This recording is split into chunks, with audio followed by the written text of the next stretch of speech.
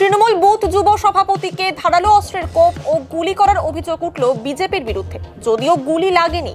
ঘটনাটি ঘটেছে কোচবিহারের নাটাবাড়ি বিধানসভার ডাওয়াগুড়ির ভজনপুর এলাকায়।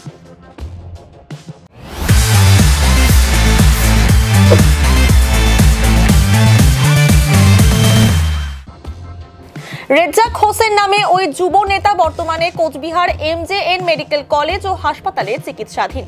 এদিকে বন্দুক হাতে বিজেপির নেতার ভিডিও সামনে এসেছে। খবর পেয়ে মেডিকেলে যান কোচবিহার জেলা তৃণমূল কংগ্রেসের সভাপতি অরিজিৎ দে ভৌমিক এবং কোচবিহারের জয়ী প্রার্থী জগদীশ চন্দ্র বর্মা বসুনিয়া।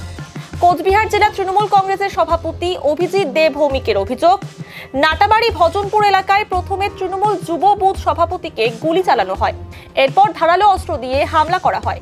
রেজ্জাক হোসেন বর্তমানে কোচবিহার MJN মেডিকেল কলেজ ও হাসপাতালে ভর্তি। বিজেপির বিরুদ্ধে অভিযোগ তোলেন তিনি। তার ভিডিও ফুটেজও আছে। আমরা তো বিজয় মিছিলের আগের থেকে, আমরা কাউন্টিং এর 7 দিন আগে থেকে বলছি আমরা জিতবো, কিন্তু কোথাও কোনো আমরা বিজয় মিছিল কাউকে করতে দেবো না। আমরা বলে দিয়েছি আমাদের সহকর্মীরা কেউ কোথাও বিজয় মিছিল করছে না, তার নামে কত উচ্ছৃঙ্খলতা, আনন্দের নামে বেশি উৎসাহ কেউ যাতে না দেখায়, সেটা পুরো মানা হচ্ছে, সবাই করছে সেটা। আজকে হঠাৎ সকালবেলায় আমাদের এই নরম ভাবের সুযোগ নিয়ে বিজেপি আশ্রিত দুষ্কৃতীরা নাটাবাড়ি বিধানসভা কেন্দ্রের ডাওয়াগুড়ি অঞ্চলের আমবাড়ি ভজনপুরে, সেখানে আমাদের সহকর্মীকে বুথের যুব সভাপতি তাকে গুলি চালায় এবং তাকে ধারালো অস্ত্র দিয়ে কোপ দেয়। এই অবস্থাতে আমরা এখন যাচ্ছি হাসপাতালে, আমি এবং সাংসদ। আমরা গিয়ে পরিস্থিতি দেখি, দুষ্কৃতীদের কাদেরকে পুলিশ গ্রেপ্তার করলো, কাদেরকে করতে পারলো না সেটাও দেখে নিচ্ছি। পরিস্থিতি নিয়ন্ত্রণে আছে, এটা ভালো।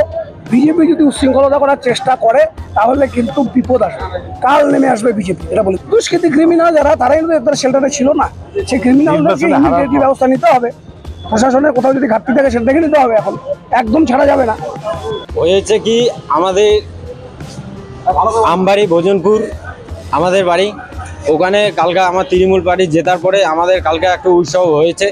হওয়ার পরে আমরা তো ওইভাবে রাত্রিটা কাটাইলাম। সকালবেলা আমরা সবাই আবির দিয়ে খেলতেছি, খেলার সময় তৃণমূলের আমরা যে খেলতেছি, বিজেপির কিছু দুষ্কৃতী আসা আমাদেরকে অ্যাটাক করে।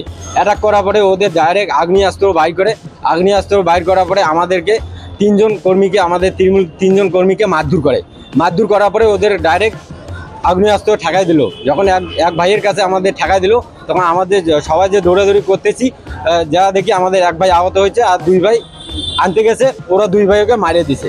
মারার পরে আমরা এই যে কুচবিহারে মেডিকেলে ভর্তি করলাম। আর আমরা এই যে ভর্তি করলাম, আর এর পথে আমরা প্রতিবাদ চাই। মারলো বিজেপির লোক, মারলো বিজেপির লোক। হ্যাঁ, চিনতে পেরেছি। ওর নাম হচ্ছে রফিকুল ইসলাম, রফিক, সাইদুল, এরা 3 জন, ফজু। হ্যাঁ, এরা টোটাল 4 জন আসছে। এরা হ্যাঁ গুলি চলেছে, গুলি ঠ্যাঙের মধ্যে মারেছে, মাথার সাইড দিয়ে মেরেছে।